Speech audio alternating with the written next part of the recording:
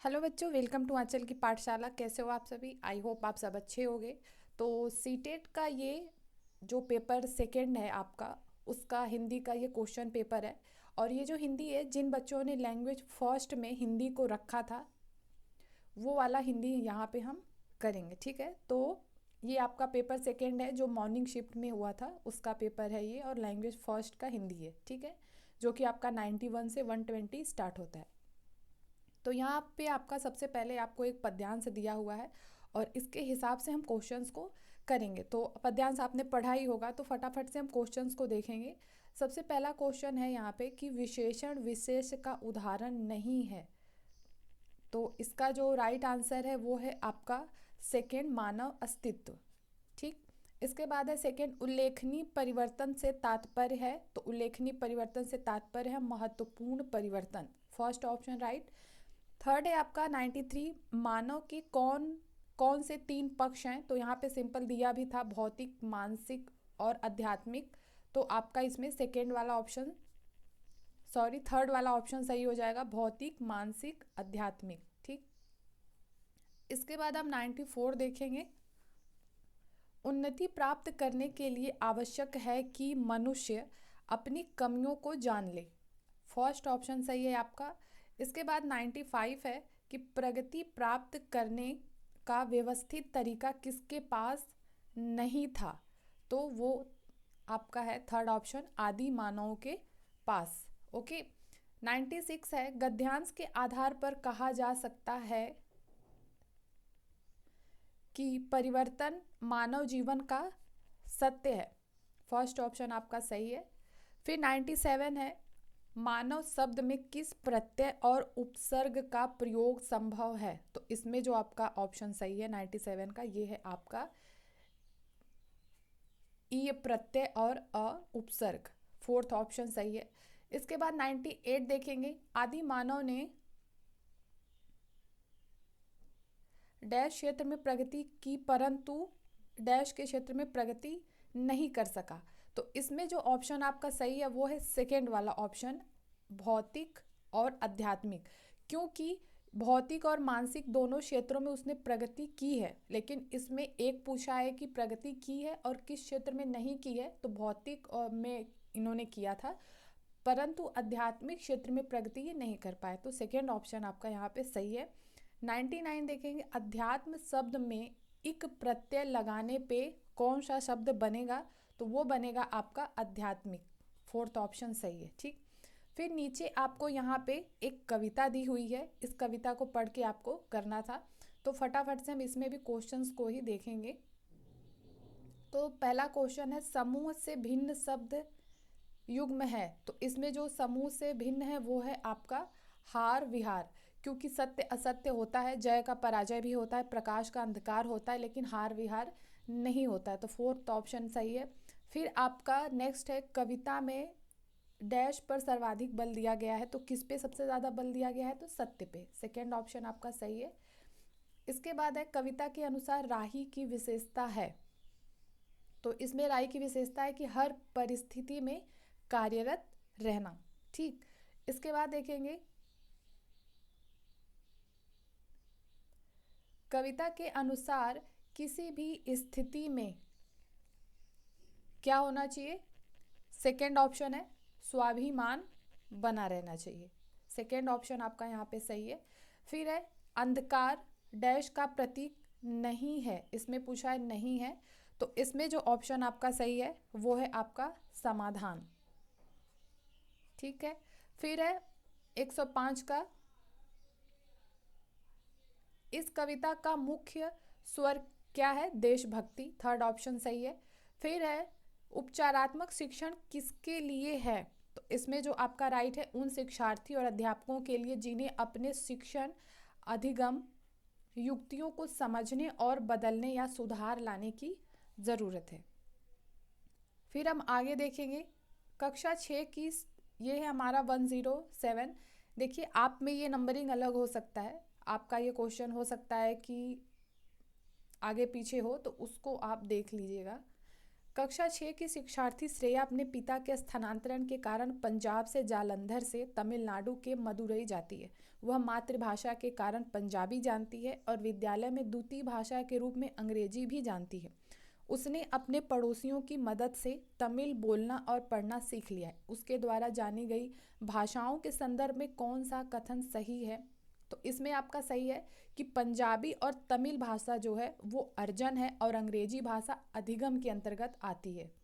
क्योंकि जो पंजाबी और तमिल है उसने पंजाबी अपने घर से अर्जित की और तमिल भाषा अपने पड़ोस से, जो उसके आस पड़ोस के लोग हैं उससे अर्जित की। लेकिन जो इंग्लिश लैंग्वेज है, जो अंग्रेजी भाषा है, वो उसको विद्यालय में अधिगम के माध्यम से आई, क्योंकि उसने उसको सीखा। और जो हमारे पर्यावरण में भाषाएं होती हैं उसके लिए हमें अलग से कुछ सीखने की ज़रूरत नहीं होती, हम उसको अर्जित कर लेते हैं। ठीक है, फिर आपका 108 है, निम्नलिखित में से कौन सा विस्तृत पठन का उद्देश्य नहीं है? तो इसमें जो फोर्थ ऑप्शन है सराहना बोध के लिए पठन, ये आपका सही है। इसके बाद 109 है कि शिक्षण की वह विधि जिसमें अध्यापक और 4 विद्यार्थी विभिन्न भूमिकाओं के साथ एक सहयोगात्मक अधिगम समूह का गठन करते हैं। पाठ्य वस्तु की विषय वस्तु पर संवाद किया जाता है जिससे समीपस्थ विकास का क्षेत्र सृजित होता है और परिणामतः पठन बोध में सुधार होता है। इस विधि को क्या कहते हैं? तो ये विधि है आपकी पारस्परिक शिक्षण विधि। फर्स्ट ऑप्शन आपका सही है यहाँ पे। फिर हम आगे देखेंगे, वह भाषा क्या है जिसका प्रयोग हम दिन प्रतिदिन के लिए आमने सामने की अंतः क्रिया के लिए करते हैं? तो वो भाषा है संप्रेषणात्मक भाषा कौशल, क्योंकि संप्रेषण के माध्यम से ही हम भाषाओं का आदान प्रदान करते हैं, सामने वाले की भाषा को सुनते समझते और अपनी भाषा को कहते हैं, संप्रेषण भाषा कौशल। फिर आपका नेक्स्ट है, एक शिक्षार्थी किसी विशिष्ट जानकारी प्राप्त करने के लिए समाचार पत्र से समाचार पढ़ती है, इस पठन को क्या कहेंगे? तो ये जो पठन है ये है बारीकी से पठन। सेकेंड ऑप्शन आपका यहाँ पे सही है। इसके बाद है मिडिल स्तर पर अध्यापन करने वाली अध्यापक एक पाठ्य सामग्री छोटी कहानी पठन के लिए देती है और कहती है कि सत्ता एवं न्याय के दृष्टिकोण से इस पाठ्य सामग्री के अर्थ व विचारों पर चर्चा करो। अध्यापक अपने शिक्षार्थियों में किसका विकास करने की चेष्टा कर रही है? तो ये है आपका समालोचनात्मक भाषा विकास। सेकेंड ऑप्शन सही है इसमें।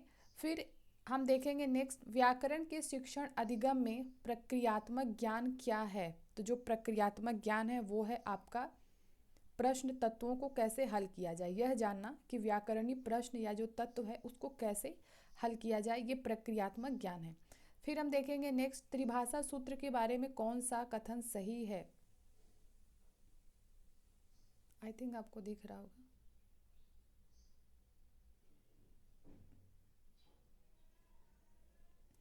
तो इसमें जो आपका राइट आंसर है त्रिभाषा सूत्र वाले में, वो है आपका मातृभाषा जो है वो घर की भाषा और क्षेत्रीय भाषा प्रथम भाषा के रूप में, ये ऑप्शन आपका सही है। फिर 115 है कि एक भाषा अध्यापक अंग्रेजी में कहानी सुनाती है और शिक्षार्थियों से कहती है कि उन्हें जो भी भाषा आती है उस भाषा में यह कहानी समूह में सुनाएं, फिर कक्षा की सामान्य भाषा में यही कहानी सुनाएं।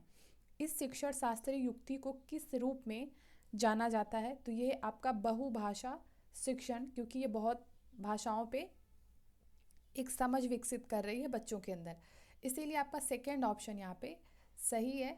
इसके बाद देखेंगे 116, कोझिकोडी के एक विशेष समुदाय में बोली जा रही मलयालम इसी स्थान में दूसरों के द्वारा बोली जा रही मलयालम से थोड़ी सी भिन्न है।